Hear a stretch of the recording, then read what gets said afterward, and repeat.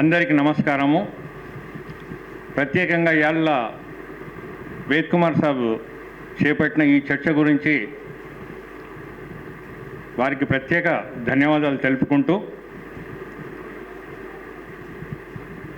వక్తలన్నీ విషయాలు కూలంకషంగా చెప్పారు. ఇక్కడ ఉన్న వాళ్ళకు కూడా అన్ని విషయాలు బాగానే తెలుసనే అభిప్రాయం నాకుంది. నేను సివిల్ ఇంజనీర్ని, వేద్ కుమార్ సాబ్ కూడా సివిల్ ఇంజనీరు. ఇక నాతో పాటు కూడా కొంతమంది సివిల్ ఇంజనీర్స్ ఇక్కడ ఉన్నారు, పెద్దలు కూడా ఉన్నారు. ఒక స్ట్రక్చర్, సివిల్ స్ట్రక్చర్ ఏదైనా ఒక 100 సంవత్సరాల కోసమే డిజైన్ చేస్తాము.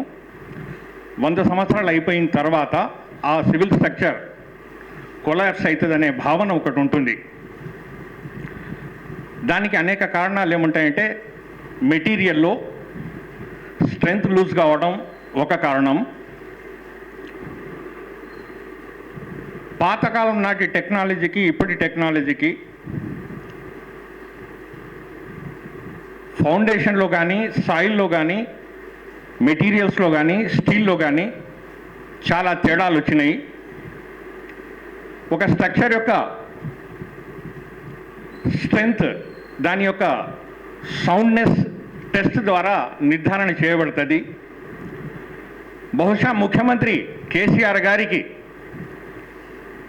ఈ విషయం పైన జేఎన్టీయూ యూనివర్సిటీ నుంచి కొంత ఫీడ్బ్యాక్ అంది ఉంటుంది. అందుకే ఉస్మానియా జనరల్ హాస్పిటల్ను కూల్చాలనే నిర్ణయం తీసుకున్నారు. నా అభిప్రాయం ఏంటంటే, ఇప్పట్లో కూల్చాల్సిన పరిస్థితి లేదని. దానికి ఒక ప్రధానమైన కారణం ఏంటంటే, బహుశా నా నాలెడ్జ్ సరిపోకపోవచ్చు, కానీ నాకున్న అవగాహన ఏంటంటే, మెయిన్గా ఉస్మానియా జనరల్ హాస్పిటల్ ఆ రోజుల్లో ఏ మెటీరియల్ అయితే యూజ్ చేశారో ఆ మెటీరియల్ ఇప్పటికీ బయటికి పెచ్చులుడినా లోపల ఉన్న బొక్కలు మాత్రము పైన పౌడర్ వేసేసుకొని మనం ఏదో బ్యూటీ పార్లర్లకు పోయి ఇంటికి వచ్చేసి చెమట తుడుచుకుంటే బ్యూటీ ఎట్లయితే పోతుందో, అదేవిధంగా ఆ ఉస్మానియా హాస్పిటల్కి ఆ ప్లాస్టరింగ్ ఏదైతే ఊసిపోయిందో దాన్ని చూసుకొని మనం ఏమనుకుంటున్నామంటే అది కొలాప్స్ అయ్యే స్ట్రక్చర్ అని. కానీ వాస్తవానికి అటువంటి పరిస్థితి లేదనేది నా అభిప్రాయము. ఆ స్ట్రక్చర్లో గడ్డర్స్ని యూజ్ చేశారు. ఆ గడ్డర్స్ అన్నీ ఇప్పటికీ, నేను నా చిన్న వయసులో హాస్పిటల్ని సందర్శించాను, డ్యూరింగ్ మై ఎడ్యుకేషన్ కూడా సందర్శించాను. ఇప్పటికీ అనేక పర్యాయాలు హాస్పిటల్కి పోతూనే ఉంటాను. ఇప్పటికీ 100% బిల్డింగ్ పక్కాగానే ఉంది. ఈ విషయాన్ని వేదికను అలంకరించిన పెద్దలు, ఇక్కడికి వచ్చిన వాళ్ళంతా ముఖ్యమంత్రి గారికి ఈ వేదిక నుంచి అప్పీల్ చేసేది ఏంటంటే, మొత్తం ఉస్మానియా యూనివర్సిటీలో ఇట్స్ ఎ కమాండ్ స్ట్రక్చర్. ఈ కమాండ్ స్ట్రక్చర్ అంటే 2 క్యాంటిలివర్స్ను జాయిన్ చేస్తాం. ఇదొక క్యాంటిలివర్, ఇదొక క్యాంటిలివర్, ఈ విధంగా జాయిన్ చేస్తే దాని మీద వచ్చే లోడ్ మొత్తము కేవలం అది లోడ్స్ వాల్స్ మీద ట్రాన్స్ఫర్ అవుతుంది.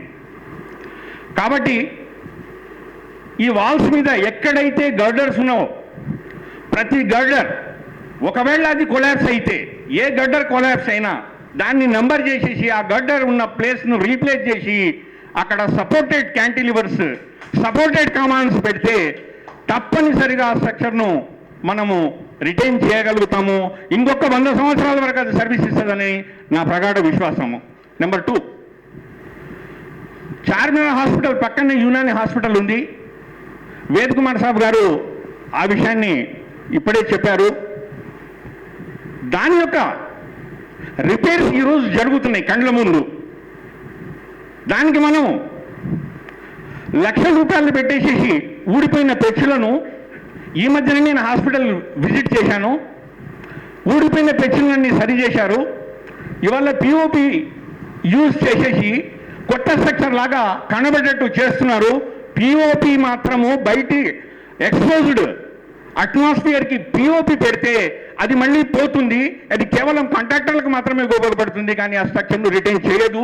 అట్లా కాకుండా దానికి రూమ్స్కు కావాల్సిన స్ట్రక్చర్కి సిరామిక్ టైల్స్ వచ్చినాయి. ఇప్పుడు సిరామిక్ టైల్స్ ఒకవేళ దాన్ని పెడితే ఆ ఉన్న సర్కులర్ స్ట్రక్చర్స్ అన్నీ ఇప్పుడున్న ఉస్మానియాకి కానీ, హైకోర్టు బిల్డింగ్ కానీ, యునాని బిల్డింగ్కి కానీ, ఇంకెక్కడున్నా కానీ ఎనీ సర్కులర్ స్ట్రక్చర్స్ అట్మాస్ఫియర్ కండిషన్కి ఎక్స్పోజ్ అయ్యే చోట్ల సిరామిక్ ఒకవేళ పెట్టేసేస్తే though it may be costly but it will retain for long period. కాబట్టి దయచేసి నాకున్న పరిమిత జ్ఞానంతో ఈ క్యాంటిలివర్ కమాన్ స్ట్రక్చర్ను ఒకవేళ మనం ఫర్ ఎగ్జాంపుల్ మీకు అర్థమయ్యేటట్టు ఈ బీమ్ ఉంది, ఆ బీమ్ లోడు ఈ పక్క ఆ పక్క వస్తుంది. మరి Osmania university Osmania general hospital ఉన్న ఒక హాల్ యొక్క డైమెన్షన్ నాకు తెలిసినంత వరకు 100 ఫీట్లు బై 60 ఫీట్లు ఉండొచ్చు. ఈ 60 ఫీట్లు అనేది షార్ట్ స్పాన్, 100 ఫీట్లు అనేది లాంగ్ స్పాన్. ప్రతి షార్ట్ ఫ్యాన్లో దాదాపుగా 3 నుంచి 6 కమాన్లు ఉన్నాయి.